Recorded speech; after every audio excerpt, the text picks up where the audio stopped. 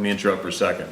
If you see something that can potentially harm a child in the woods or on a rural property, you let everybody know. No matter how bizarre it sounds, you share that news, that experience with every single person in that community. It is absolutely irresponsible to keep that information hidden from your family or community. All right? Don't be scared. You seen that shit, you share that shit. Period. Okay? It's very, very important. It's very irresponsible to see a major predator like that and keep it secret from especially families with children that live rural, okay? You share that knowledge no matter how bizarre it is. Sorry, but obviously I feel very strongly about that.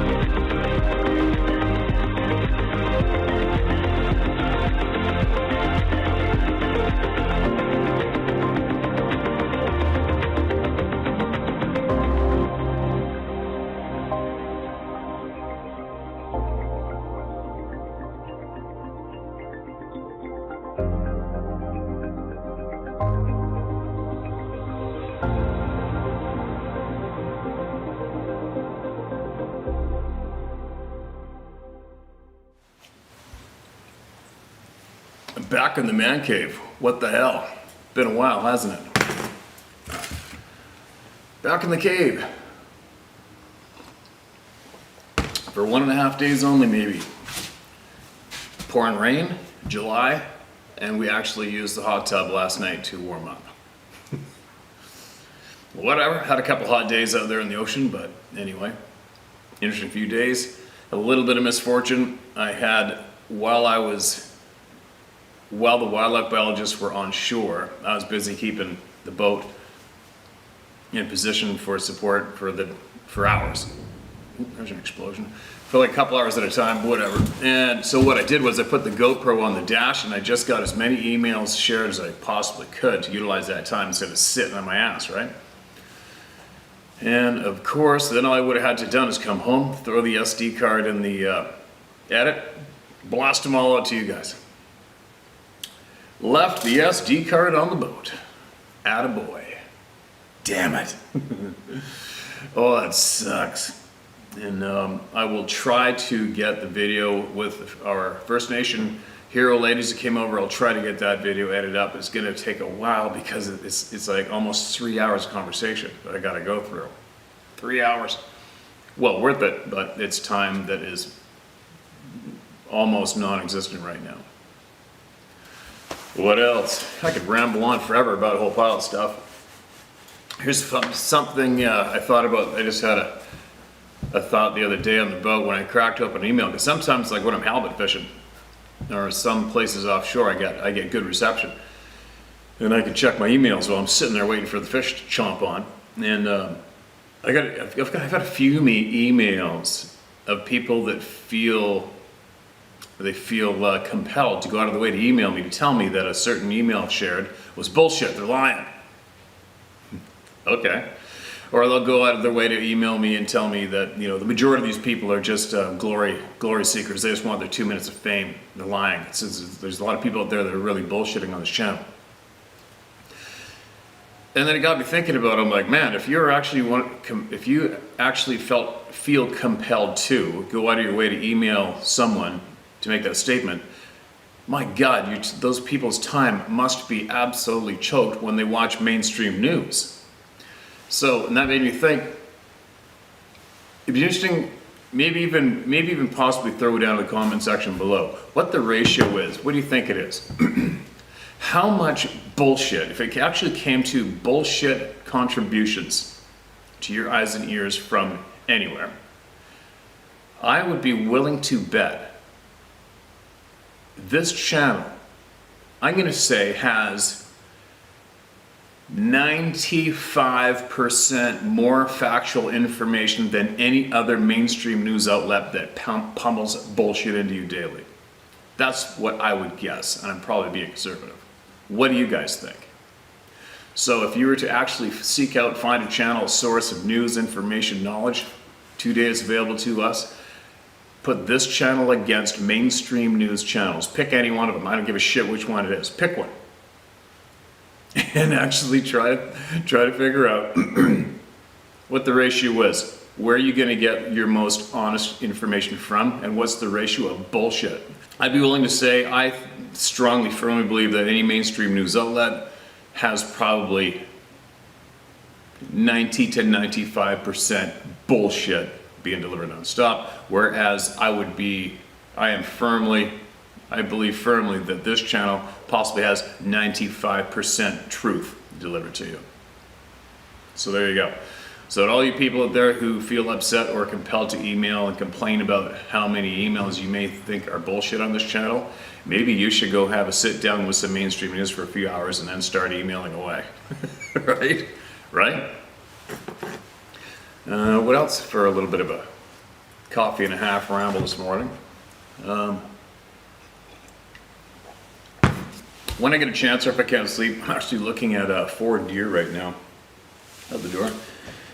When I can, what I normally do, like say late at night, or if I wake up in the middle of the night and can't sleep, or I'm doing something where I have some reception, I put on the earbuds and I listen to people that I've come across online talking. And what I have found recently is, like, since I just came home yesterday, and I thought I would put the earbuds in and listen to something, and straight up honest, this is what I'm finding, is the more I listen to all of the people, it's making it very tough for me to find something online worthy of my time to listen to. And that's just me. But that's what I found. I honestly realized that just last night. I'm like, I just don't have, it's just not gripping me. What people are talking about on but other channels. I was looking to a couple YouTube channels, or on the Rumble channel, listening to various people, and my interest has really been dropping.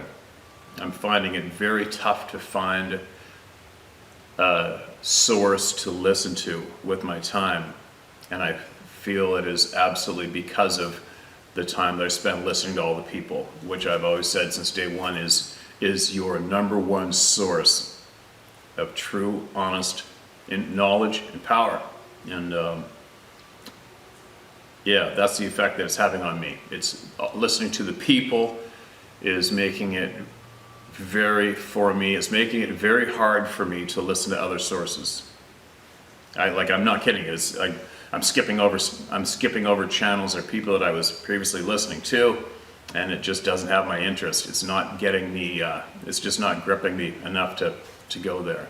And I was wondering why, and the only answer I come up with is because of the people. That's why. My attention is really on these emails more than a lot. I'm babbling.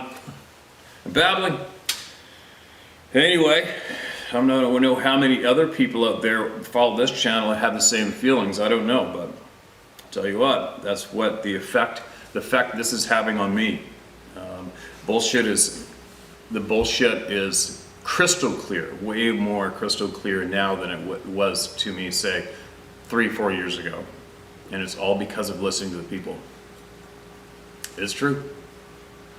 Now, I because of my cluster with sharing emails on the boat and leaving that SD card, it's made it very confusing what may or may not have been read. And if I can't find that SD card, I actually have to go back in my notes, try to figure out what day that was, and then try to figure out which emails it was that I shared on that SD card that I lost, to make sure that those people's voices don't get lost.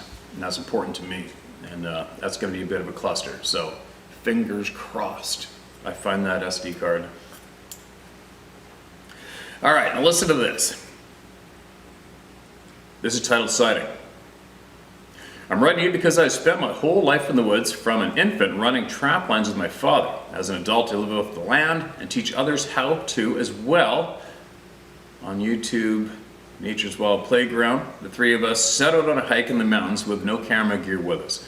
Almost 2 hours later, we reached the top of the mountain. My son and my fiance decided to climb down the side of the mountain. I stayed on top and walked the fingers, as we call them. I got a hold of my fiance on our walkie-talkies. Better safe than sorry, we use them and when we aren't near one another. Needless to say, I got bored and walked the main ridge, slowly taking pictures with my phone for a group we have. I started to get creeped out. I said to myself, I'm going back to the car. At this point, I reached out to my fiance, telling him checkpoints he would know. I got to the waterfalls and told him I'm at that part of the mountain that I can see the waterfalls on either side. I'm going back to the car. As I sat there waiting for the response, I heard small sticks breaking around me. What logical explanation could this be? I thought to myself, deer, squirrel, or even a bear. The smell in the air changed and smelled worse than a wet bear. I pulled out my knife, the only form of protection I had, and tied it to my mountain scrub pants. If this is a bear, it isn't going to do much. Then I heard a huge branch snap in half. At this point, I'm still trying to think logical, but that is about out the door because I am creeped out at this point. My fiance's voice pops in my head, the keeper of the mountain. I hear no birds for an hour or so. Everywhere I looked, it seemed there were orange newts, aka salamanders. And again, we did have torrential downpour for 3 days. That could easily be why. I reached out to my fiance again, and he finally answered me. I told him, I'm going back to the car. Him, I'm on my way to come and get you. Me, I'm at the falls. Him, stay there, I'm on my way to you. Me, okay. I started towards him so we could meet up faster. 30 minutes later, I met up with him. My first question was, where's my son? Him, I know where he is and he's okay. I told him, no, there's something out there with us, and it's not an effing black bear. Him, it's the keeper of the mountain, meaning Sasquatch. Let's go get my son.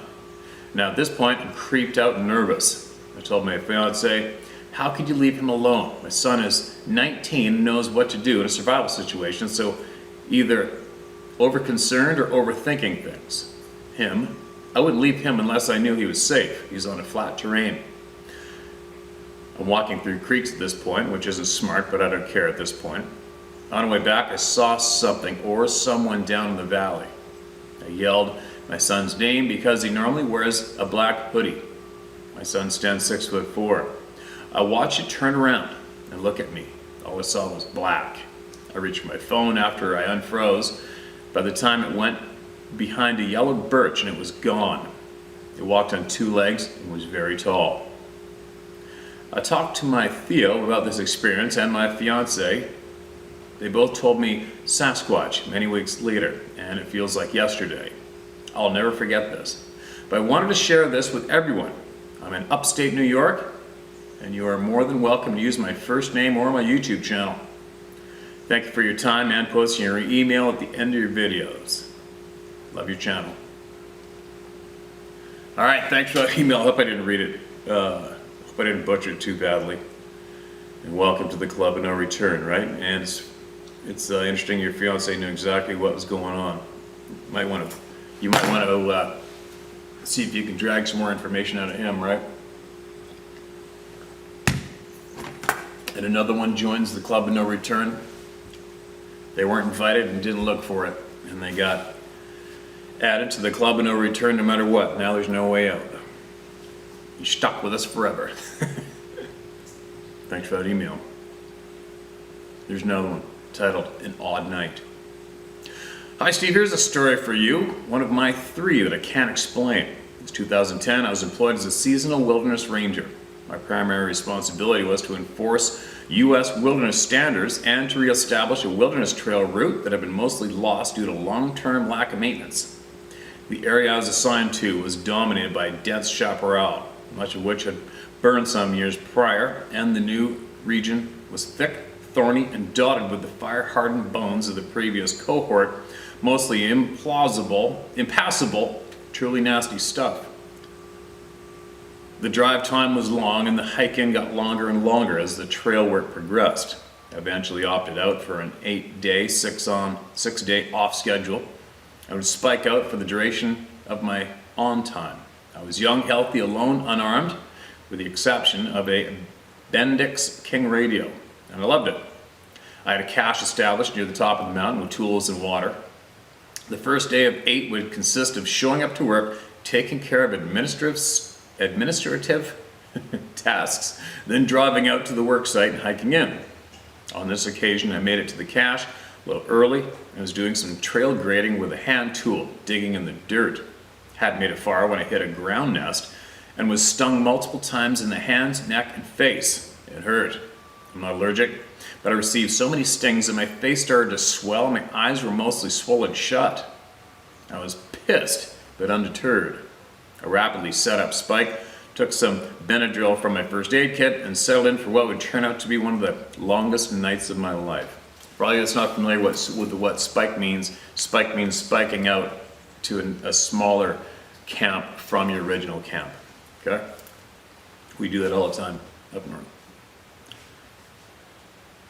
I don't remember what time it started, shortly after dark maybe.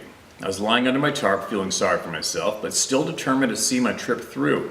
The spot I ended up in was a saddle, something I would usually avoid due to the high winds. Designated wilderness on one side and an Indian reservation on the other, approximately 7 miles from any road. I started hearing voices drifting up with the wind from the reservoir side. This is odd to me, as this was a very remote location, and that summer I had only encountered 2 other hikers, although, truth be told, I had never ventured onto the reservation. I discovered evidence of past illegal pot grows in the area further down the slope on the wilderness side. Black plastic tubing and trash. Nothing that I thought was active. Anyway, when the voices started, I could tell they weren't speaking English, and it sounded like maybe they were partying. Then I heard it, a blood-curdling scream. It was so loud and lasted so long that I thought a woman was being murdered or tortured. I was immediately on edge and made sure my radio was working, and it was not. I had an extra battery that was also dead. Even though I had grabbed them both off the charger that morning, I had not turned my radio on. Shit. The voices and screams continued. I couldn't believe my ears. I consider myself a skilled woodsman with decent experience, as well as prior military service. I guess I was trying to rationalize what I was hearing and thought perhaps there was some kind of ceremony taking place on the reservation. Something outside my culture that I didn't understand. The next scream I heard didn't come from the reservation though. It came directly below me on the wilderness side. I felt extremely uneasy and was surrounded at this point. I had an overwhelming urge to leave, but decided to stick it out due to my still limited vision. It was windy. It was a windy night, and several fire-killed conifer snags had come down in close proximity to my makeshift camp. I didn't think this was odd at the time, as I was focused on the vocalizations, and the overheard hazard was the primary reason I would normally not camp in that saddle. Voices and screams continued through the night, sometimes getting louder, sometimes fading off. I felt like they were covering incredible distances given the terrain. I did not sleep. I was clutching a hand tool and could not believe what was happening. The next morning at first light, packed my gear and left. Needless to say, folks back at the station were surprised to see me. I was in rough shape and told my supervisor that I had needed to report a potential rape or violent crime that might have occurred the night before. I relayed my story, but was feeling less and less confident in what I had heard the night before. I was exhausted and wanted to sleep. After chatting with the district wildlife biologist, he played a series of cougar mating calls for me in an attempt to identify what I had heard. Part of my story was that I didn't think the sounds were human. People were looking at me sideways at this point, and I took the opportunity to identify the sounds I heard as similar to the ones he played. However, that is not what I heard on the mountain that night. Thanks for all you do. I wish you remain anonymous. Okay, man, no problem. We got you. Thanks for the email. And like I said a dozen times or more before, you went out of your way, you found this channel, and you went out of your way to email me, us, all the people through me. You know what it was. You already know. A big question is why do those so-called biologists or so-called superiors don't want anything to do with the topic, don't want to acknowledge or speak of it, right? It reminds me too, I'll probably explain in one of the other videos that are on the missing SD card is the wildlife biologist who originally contacted me, shared that he had a experience in Klemtu, BC, and I was looking forward to talking to him on video, which he agreed to, but then unfortunately he couldn't make it out with the trip this last week with the other biologist, and he had another guy replace him. And I did ask everybody about it, not too enthusiastically, just kind of doing it mildly. And I think I mentioned in one of the videos, I did too, the other video, that one guy on the boat was coincidentally the guy that took that video near Squamish, Tricuni Peak, Sasquatch. And he definitely wasn't enthusiastic on the topic. None of them were. So I let that go by. No sense in talking to people that aren't into it. And the fact that they're wildlife biologists doesn't mean shit to me. Doesn't mean shit, especially after spending 3 or 4 days with them and me being in the outdoors all the time, them having that Western education system badge, being called a biologist. They didn't know shit. It's amazing how many things they just did not know shit about, which was very surprising to me. I'm like, what? I can't believe you're asking me this. Or I couldn't believe they actually didn't know about this or that, which is just basically standard outdoor frickin' knowledge, but they didn't know. Anyway, that's a whole other topic. I'll stop myself from babbling right now, but I've known many wildlife biologists in the past, and believe me, the Western education title does not mean shit when it comes to the actual real world. It doesn't mean shit to me anyway. We're all toddlers on this planet as far as I'm concerned, toddling along trying to figure out shit. All right, let's look at this one. Slaps on my roof. A long one, but worth the time. All right. Steve, I know grammar. LOL. I finally taken the time to write to you. It's super long, but I know it's totally worth everyone's time. It's been many months since I've been wanting to write, but I've had more experiences along the way to share. I want to keep it short, but also give enough description to help with understanding. Let's start. All right. Name's Carlos, I'm 34, currently living in Ocala, Florida. I'm not a hunter, but I have gone turkey hunting once. I love the outdoors, but I hardly go out to enjoy it. I recently gave my life back to God again about 8 years ago. I have a family, 2 beautiful little girls, and one hasn't started crawling yet. I love being a dad. Aliens. All right. Now, years ago, guessing like 6 question mark, I was looking into the whole Nephilim thing and finally came to the conclusion that aliens were actually demonic beings. So upon this enlightenment, I made a serious inquiry with God. As I was thinking about all this, I stepped outside to pray. At the time, I was living in Tulsa, Oklahoma, right in the city. Anyway, I stepped out of my apartment and was praying to God. I was saying something like, God, you've shown me this truth, and it reflects what the Bible says. I've seen many videos about UFOs, and I can't tell which ones are real because they all look fake.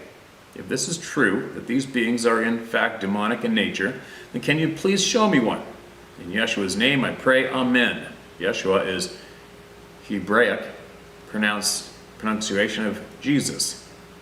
Immediately after my prayer, I looked into the night sky and thought I saw a shooting star appear, but I noticed it wasn't one because it was moving slower than one. Then it took a right-angled turn and then vanished. It did not curve its path into the turn. It was a sharp right-angle turn. The UFO looked like a single white light, like a star with a twinkling. I worked in aviation, went to an aviation college for avionics, and worked at the airport after graduation. I know aircrafts, and this was something else. The timing of God answering my prayer was immaculate. I don't normally get a clear and immediate answer just like that, but at times He does bless me with these instances. Little People, Oklahoma. My wife told me the story of an interesting find her mom had many years ago. It was right after they had bought their current home. Her mom was baking and she left the flour on the floor. She had to clean up the next day. Morning came around with a chilling surprise. There was tiny footprints in the flour. There was only one set of footprints. There were some prints that was clear and some weren't, some were half. My wife said she tracked the trail of prints down. My wife said she taped the trail of prints down to preserve it for years. Her mom took a dime and placed it next to the clearest looking footprint and took a pic of it with her phone. By the time I met my wife and her family, they removed the tape with the footprints. I got to see the picture her mom had taken through, and it looks very real. It was almost exactly human-like. It had 5 toes, but they seemed bony because the joints were noticeable. You can tell it had pointed toenails because of the points at the front of the footprint. It just looked like a demonic little thing. A friend of ours is into deliverance. He used to be in the occult and turned his life around and loves it for Yeshu now. I forgot his name because I've only met him once. Anyways, we showed him the picture and said, yes, I can confirm that it was a real pic of a little person. I talked to my coworker Owen basically about everything I knew and told me he talked to Indians he knew. They told him about the little people living in a certain area of their land.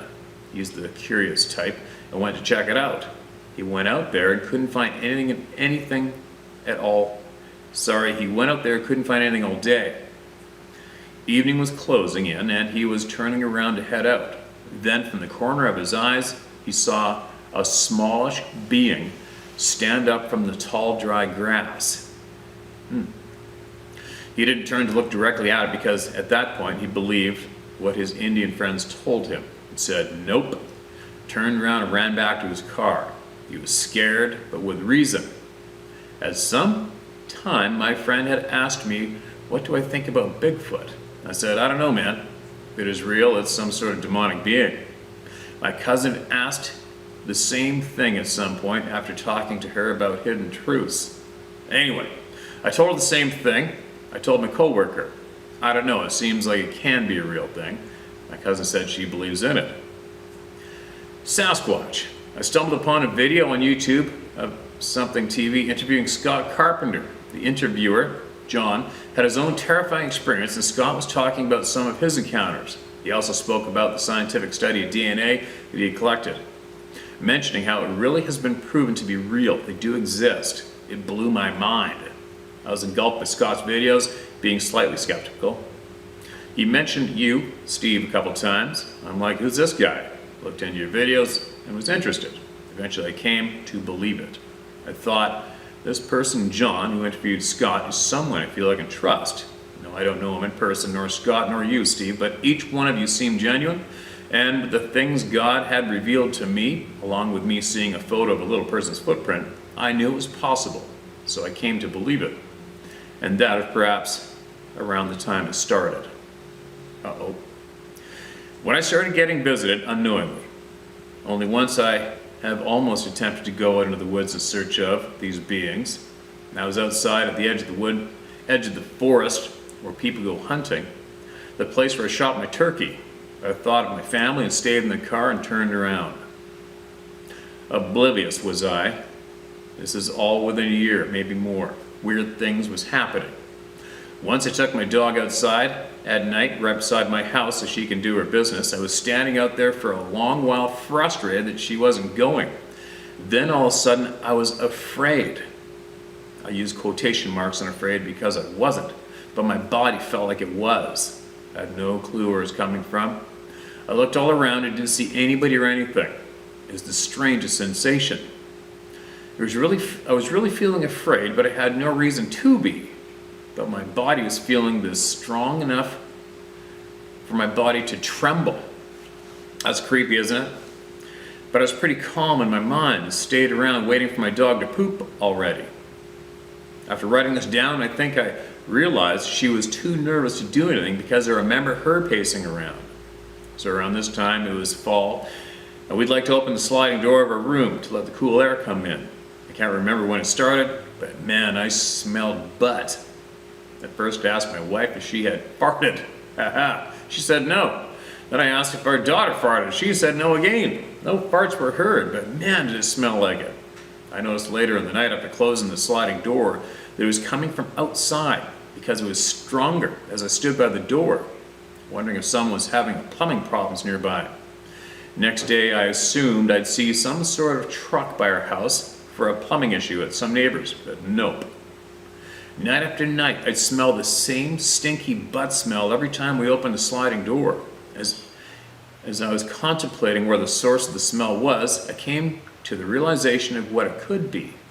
Sitting up on my bed, I had a hard lump in my throat. I told my wife I think I know what's with the smell because I had kept learning new things from Scott and you guys about what they are. I told my wife it's Sasquatch. She believes in me, but still she's a bit skeptical and sighed with a smile, shaking her head playfully. We researched the red-haired giants in the Middle East, aliens and UFOs, the little people in the boonies of Oklahoma. Now the redneck stinky squatches is in our midst. Anyways, I didn't pay much of my mind on them. One night I was playing a video game with my headset. My wife was behind me on the bed on her phone. After some time, we all heard a loud crashing sound as if someone fell down the stairs. 3 strange things happened. I wasn't myself because in any other instance, I would have immediately jumped out of my chair to go check it out, but I didn't.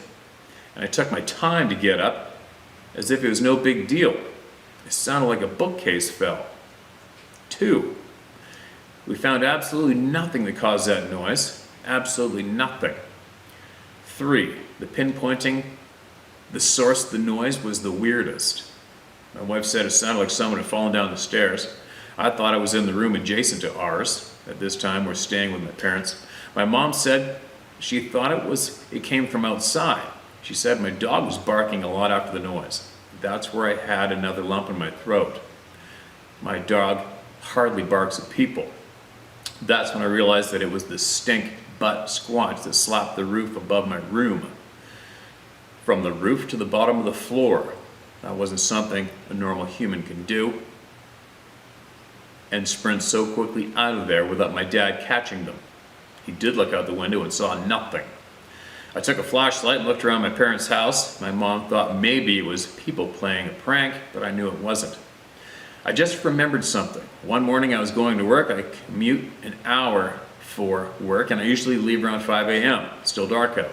One morning I stepped outside and heard a loud noise. It sounded like a siren. It made me confused. I'm like, huh? I questioned the day. It wasn't Wednesday. In Oklahoma, they tested the siren system every week on Wednesday at noon o'clock. Then I thought it was way too early for that. It did sound very similar to a tornado siren, not an emergency vehicle or a police type siren. After some thought, I finally figured it was a squatch. Which brings me to another time, or more like a series of similar events. So on my commute to work, I drive beside the Ocala National Forest and swampland around Gainesville. I would take this exit out of the highway and onto 441 North, and I would have the drive through some woods before going on to 441.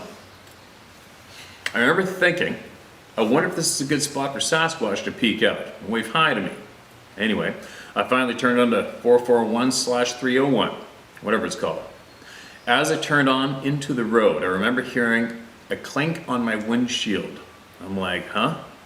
There's no one in front of me to kick up rocks on my car. Nor was there any trees above me because the tree line is about 30 feet away from the road, and I was on the inner lane of the highway. I didn't think about it much. This happens again though. Another day, another rock. It sounded slightly bigger. I was kind of pissed. Kinda. I'm like, what the heck is going on? Is this a Sasquatch? I didn't think too much about it. Yet for the third time, an even bigger rock was thrown at my windshield and I got pissed. I remember thinking out to them, saying something like, quit throwing rocks at my car. I rebuked them in Yeshua's name, and this never happened again. One day I moved out of my parents' house, and one night I was dropping off my dad's trailer. My wife and I got out of the car to give hugs, and man, that stinky butt smell was retching the air again. I'm standing in front of the house with my wife, and suddenly we both smelled this Sasquatch nasty. I'm like, dude, come on, go take a shower. Get out of here. I thought about rebuking it, but didn't because I was curious. We went inside and said byes and whatnot. We came back outside and it was still smelling like butt. I think I was holding my daughter and decided to rebuke it in Yeshua's name. It seemed as if the smell was slowly leaving. Oh, I almost forgot. I saw him. I actually saw one of these beings. So back when I was living with my parents, often enough we have the sliding door open for the breeze. One day I was feeling uneasy about our visits and I was going to tell my wife to make sure the sliding door was closed with the curtain covering the glass, but I never did and forgot. I think I'd fallen asleep before her and she was feeling uncomfortably warm in the night. So at some point she opened wide the curtain and slid the door open for the fresh air. She left the sliding screen door closed to keep the bugs out. What happened was exactly what I didn't want, yet it happened. So, in the wee hours of the morning when the sun is starting to rise, where there is barely light in the sky, I woke immediately to look out the glass freaking door only to see this frickin' Sasquatch out of the corner of my eye, who was slightly bent over and backed off quickly, straightening himself out of the way of sight. It happened so quickly, almost literally within half a second. Steve, this is the only time in my life I was glad to have poor eyesight. I saw him barely, but I did. I wanted to doubt myself, but then I thought, why would I have waken up for the very reason to look directly in the direction of the thing? It was staring me down as I slept. You know the feeling of being followed. That feeling was strong enough for me to wake up and go see what was looking at me. I was freaked out, a bit, and angry. But then I thought, God has my back, and felt at peace again, especially after closing the sliding door and curtain and a small prayer. But Steve, the exact thing happened after I moved to my current place. When all the lights are off in my room, there's only the light that barely comes in through the blinds. But this night was different. My wife moved something on the desk in front of the window, and the blinds moved to one side, leaving a crack of light streaming through to my side of the room. I looked at the wall beside me and the stream of light hitting it, thinking, I hope I didn't see anything move to obscure the light. The same feeling and sensation happened, same everything. About 2 or 3 a.m. I woke up with a quickness to see a shadow move out of the way of the light. I didn't look at the window, but the light shining on the wall. Yes, in the corner of my eye I saw the light being obscured, yet as I faced the wall, nothing was there, but the same crack of light streaming through. I prayed and rebuked it, and went back to sleep, LOL. Even before this event, it felt like it was going to be a normal thing now. The club had no return. Steve, there's so much more, and I'm sorry / not sorry that this is so long. I just haven't heard a story like mine, and it really does me good to write this out. I tell people what I've seen and believe, but only to people I feel won't ridicule me and think I'm crazy. Sadly, it feels better to talk to strangers and family. I like to talk about the sixth sense. I want to talk to you about the weird things that's happened with me on this subject, along with some facts and opinions I'd like to share that I think is helpful. I'd give a certain perspective, you know. Thanks for your platform, Steve. I'd be interested in talking to you once your studio is up and running. I forgot to mention I interviewed my wife, haha. Turns out she has her own crazy alarming Sasquatch experiences. I can share those. Northeastern Oklahoma by the border of Arkansas. Near there is where she used to live. Sound familiar? All this info is why I haven't written to you earlier. There's too much. Anyway, take care, man. Wish I can join you on your hunting trips. I'd really love to do that and eat some good game. Stay safe, Steve. Share this. Okay, man. Gotcha. Thanks for the number, contact, and story. Welcome to the club. And I'm sure that we'd be interested to hear your wife's experiences. And maybe she might want to write them in if she's troubled by them. Maybe she might feel better, possibly, if she shares them with us. Well, I don't feel like I'm reading that good today. Maybe because I've been away for a handful of days bouncing on the water, not getting proper sleep. I don't know. I don't know what. What was I going to tell you though? I did listen to somebody, and I believe it's worthy of sharing and forwarding on to all of you. I don't have any reception here, so I'll have to do that once I go in, and I'll possibly share that on the next video I get. Email shares out to you guys. I'll share that video. I listened to it thoroughly, and from what I've learned from all of you and the First Nations elders, I am now convinced that this video that I've come across is very worthy of your time, if you're interested. All right, if you're seeking the truth and getting past the bullshit wall, like I am, you'll be interested to hear it. Now let's get another one shared here. It's titled My Experience. Dear Steve, my name is Brian. You can use my name. I'd like to begin by saying I love your channel and I love your no BS policy. You and I see eye to eye on a lot of things that you randomly rant about. Well, no doubt, man. Like this channel collects the similar alike people.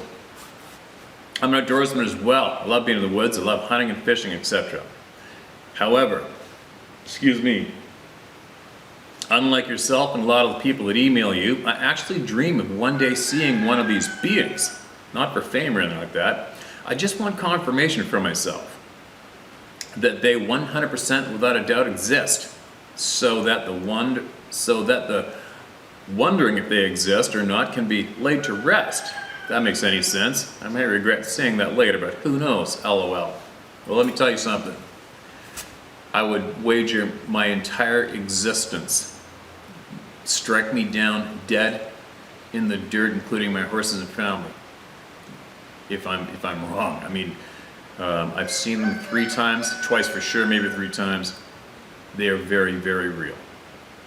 Very real. Try to get unstuck from that quagmire so that you can shoot up faster, all right, my man? They are very real. Try not to get stuck. Anyway, although I've never seen one, I think I may have already unknowingly had an experience. I can't say one way or the other. I'd like to share my story, as it may help someone else from the area where my experience took place and come forward with their story. It may also help someone find a puzzle piece they were looking for. So here it goes.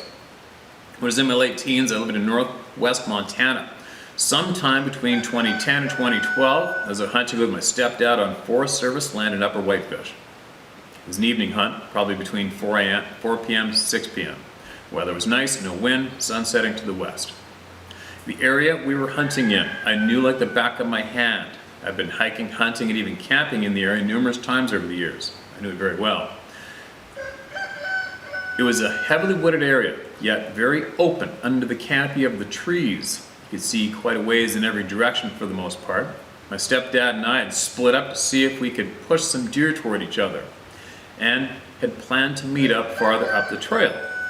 As I was walking along and knew exactly where I was, all of a sudden, out of nowhere, the hair stood up in the back of my neck. I stopped walking. I did a 360-degree look around myself in all directions. Montana is bear and cougar country, so naturally, first I thought that might have been what it was, but as I looked around, there was nothing to be seen. I'd also noticed that there was no ambient noise. It was suddenly very quiet. The forest sounds had stopped. No birds, no breezes, nothing. Then, a very heavy feeling of disorientation and fear came over me.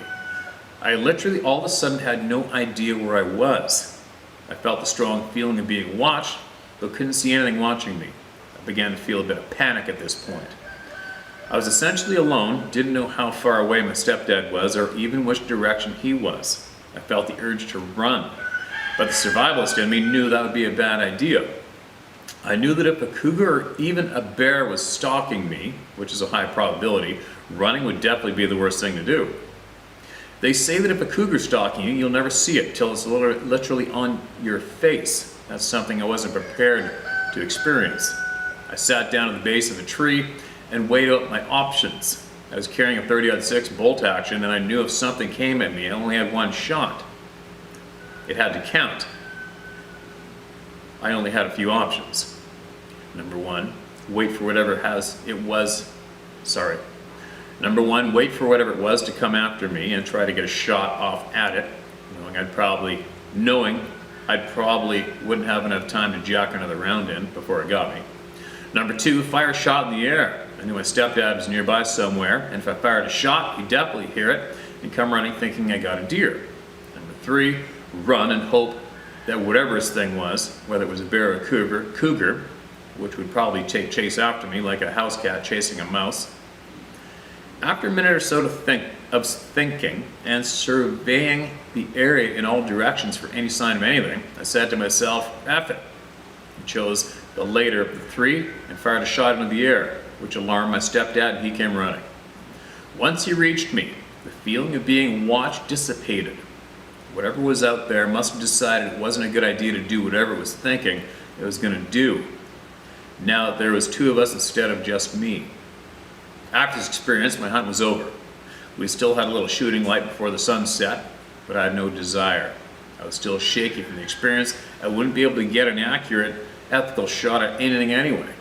We hiked back out of the woods and I explained what had happened to my stepdad. We hiked back out of the woods and I explained what had happened to my stepdad. To this day, we have no idea what caused me to suddenly feel what I did in the woods that day. I always chalked it up as a mountain lion or bear stalking me. But after watching your channel, hearing the stories of other people experiencing similar things as I did, I've concluded that I may have been a victim of infrasound or maybe mind speak. I've learned from watching your videos that Sasquatches are able to use infrasound or mind speak to disorient you, put messages in your mind, and force you to leave the area in which they are inhabiting, etc. On an unrelated note, while I was living in that area of Montana during those years previously mentioned, I had heard that a Sasquatch was sighted in the Martin Creek area, just north of where I had my experience, probably within 15 miles as a crow flies. The Martin Creek area is a heavily wooded, dense forested area, perfectly suitable for one of these beings to reside and not be bothered. Whether it was the same being I experienced is debatable. I'm not sure I'll ever know the answer. I hope you get a chance to read this email. If you do, thank you for sharing. I love your channel and watch it all the time. I also like to thank you for giving people a spot to share their experiences without judgment or ridicule. And I'd also like to thank everyone for sharing your experiences. Thanks to you guys, I've gained a few pieces to my puzzle. I wish you the best, Steve. Thanks again. P.S. I love your Camaro, man. What a bitch and ride. Okay, thanks, man. Thanks for that email. And I hope that you can possibly accept the testimonies of your neighbors, me being one of them. All right, that this is very real, very, very real. It's not going away. It's always been present. For some unknown reason, we have been conditioned to keep our mouths shut about the truth of many topics, and I don't know why. I kind of got an idea why, but it's very, very frustrating. It's not fair, and it needs to be stopped, right?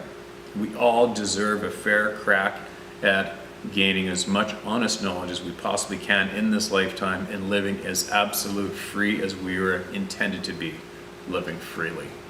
At least I hope we're intended to be free souls on this planet, but so far it's not proving to be so free, right? And that's why we're here, to get to the bottom of the bullshit, get the honest truth out, and find out more about us and what the hell is actually going on. But anyway, welcome to the club of no return in a way, right? Be safe out there, man. The others, my experience, is the title of this email to us.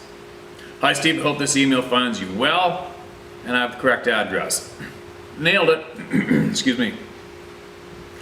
I just randomly saw a couple of your videos on YouTube, the Bigfoot ones, and yes, I subscribed. Excuse me. I want to share with you something I've never told anyone before. I felt wrong. It felt wrong until now. Plus, you've heard so many stories like this, you're probably one of the only people who would believe it anyways. We're the crazy ones, right? Hello. Well, hold on, this gets pretty deep. All right, here we go. Hopefully I'll read nice and smoothly. I was pretty young, about 12, when I had my encounter.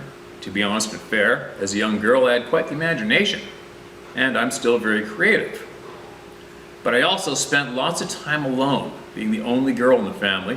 Regardless, I know my experience was not only real, but truly amazing. I was born and raised in Minnesota. I will never leave. I love it here. I love the outdoors, anything hunting, fishing, four-wheeling, jet skis, snowmobiling. I garden, you get it. Anyways, my parents would take me and my 3 brothers on a camping trip every summer to Grand Marais National Park up by Lake Superior in an area known as the Gunflint Trail.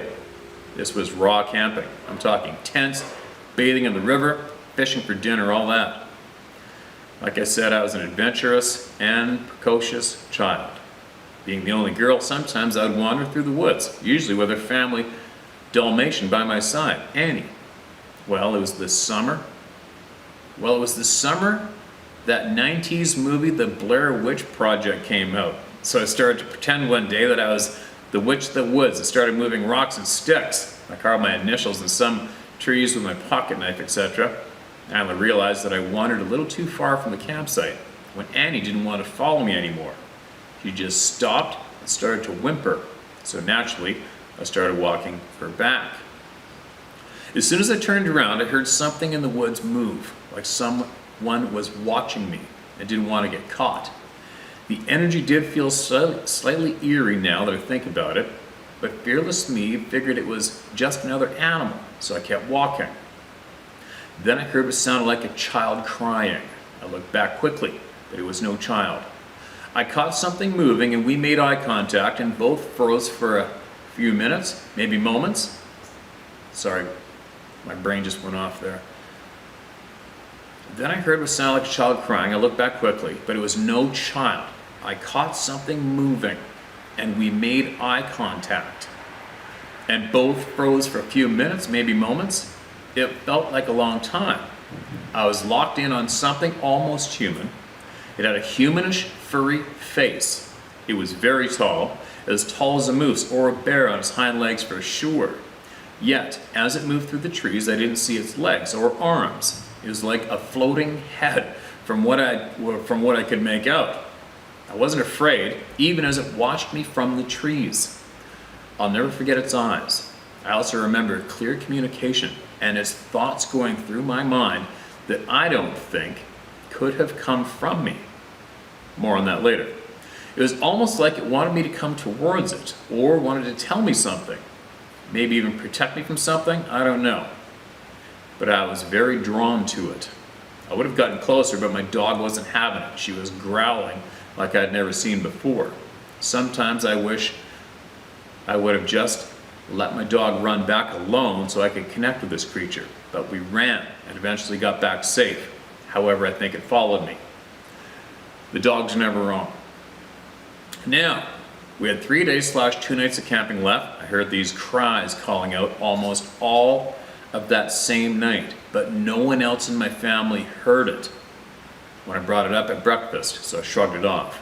The following day, I was washing something for my mom in the river, and a moose came about 50 feet from me to get a drink from the river.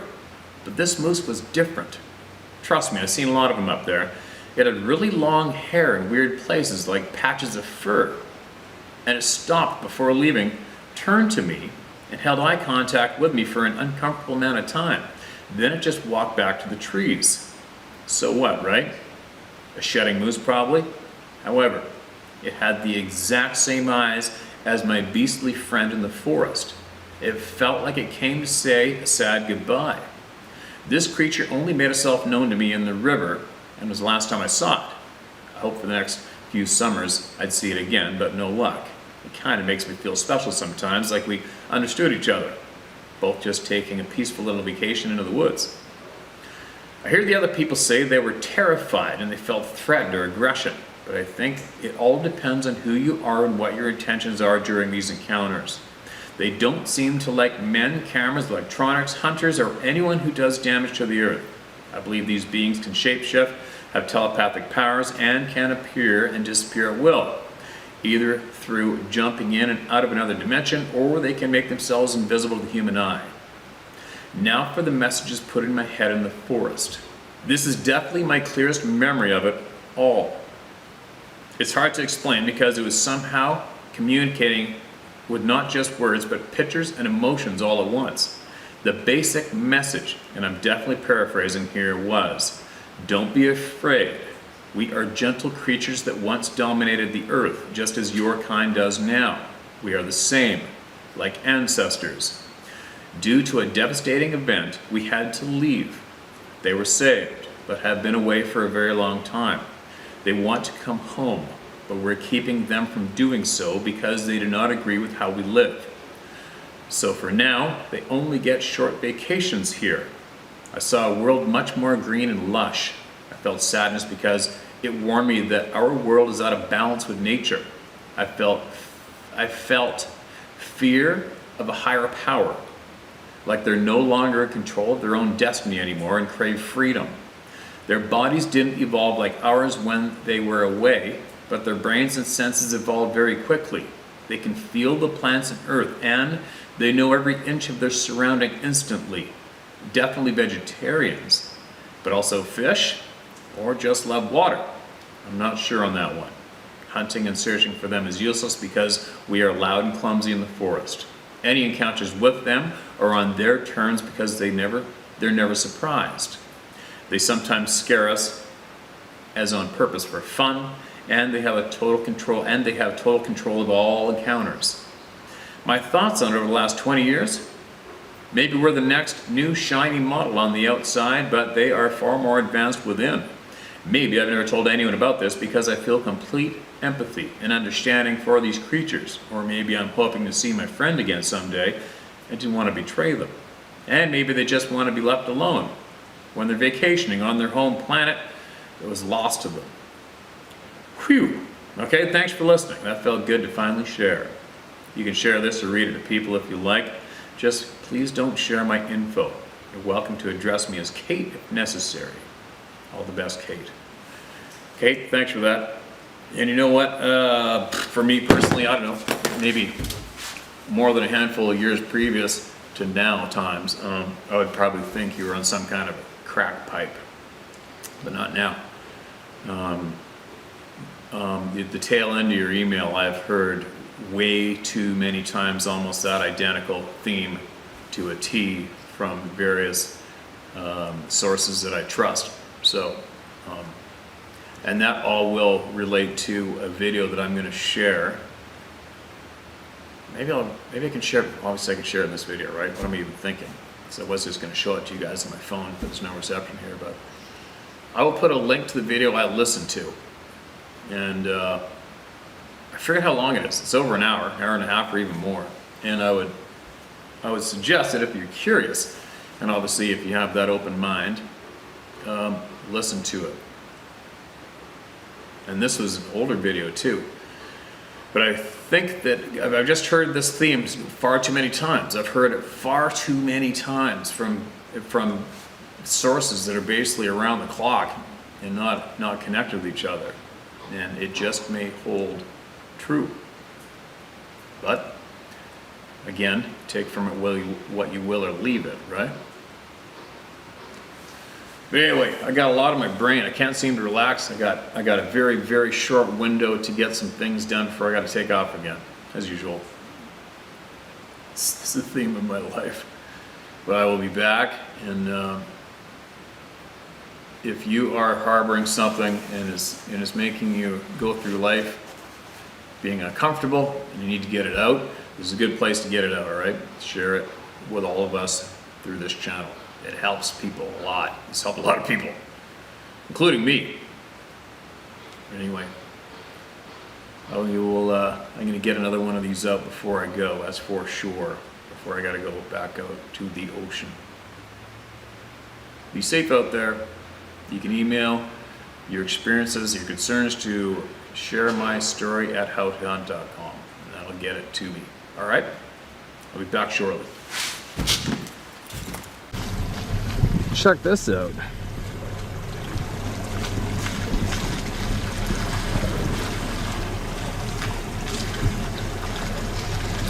Dead whale. Wow, you know I gotta go check that out. Here we go.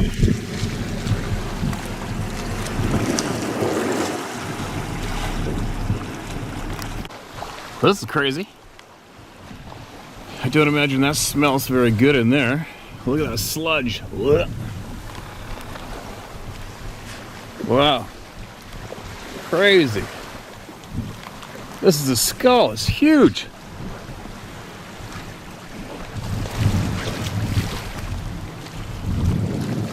Wow. It's my foot.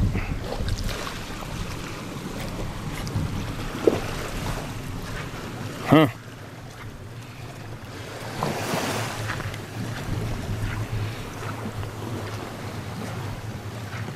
Tailbone, I guess. Vertebrae. It's pretty wild.